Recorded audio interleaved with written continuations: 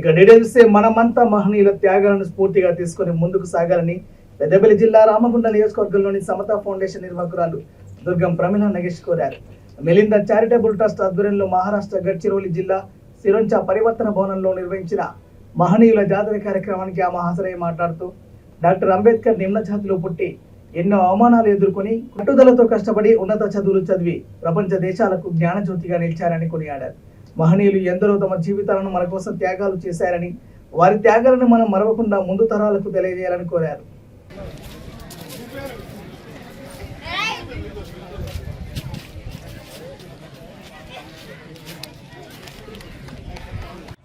జీవనం సాగించే విధంగా అన్ని అవకాశాలను కల్పించిన మన అంబేద్కర్ గారికి రుణపడి ఉంటాము.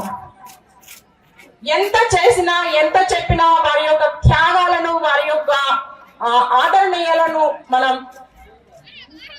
తక్కువే అవుతుంది.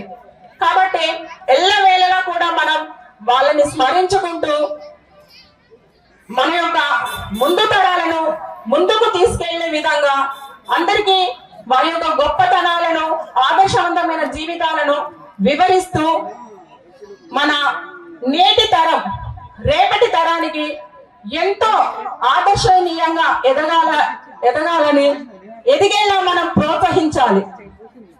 ప్రతి విద్యార్థి, ప్రతి తల్లిదండ్రులు తమ యొక్క పిల్లలను ఆదర్శవంతంగా తీర్చిదిద్దాలి. అందుకు మనం తోవను ఏర్పాటు చేయాలి. నేనే కాకుండా ఇలా ఎంతో మంది మహిళలు రిజర్వేషన్ ఫలాలను పొందుతూనే ఉన్నారు. నేడు మన యొక్క పరిపాలన విభాగంలో కూడా గొప్ప గొప్ప పదవులను చేపట్టే అవకాశాన్ని మనకు రాజ్యాంగం ద్వారా బాబాసాహెబ్ అంబేద్కర్ గారు అందించారు. మనం ఎన్ని కాలాలైనా ఎన్ని ఏళ్ళైనా వాళ్ళను మర్చిపోకుండా వాళ్ళను స్మరించుకుంటూ వారి యొక్క త్యాగాలను అందరికీ చెప్తూ మనం ముందుకు తీసుకువెళ్ళవలసిన ఆవశ్యకత ఎంతో ఉంది. ఇలా మీ ముందుకు వచ్చి మాట్లాడే అవకాశాన్ని, ఇలా స్వేచ్ఛగా స్వతంత్రంగా మాట్లాడే అదృష్టాన్ని నాకు బాబాసాహెబ్ అంబేద్కర్ గారు ప్రసాదించారు.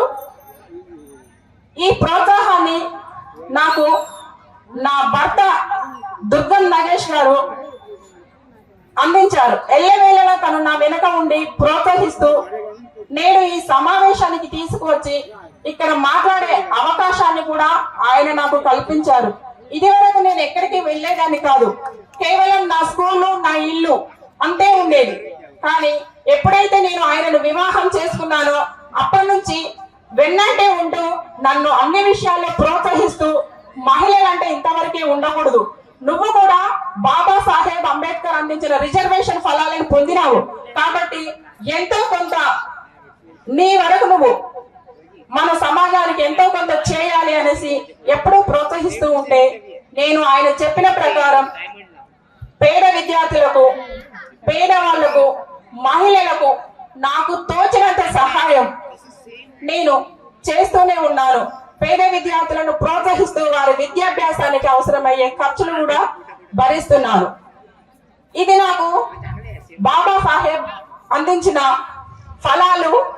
నేను అనుభవిస్తూ అందులో కొంత రుచిని మిగతా పేద విద్యార్థులకు అందించే అవకాశం నాకు ఆయన కల్పించారు.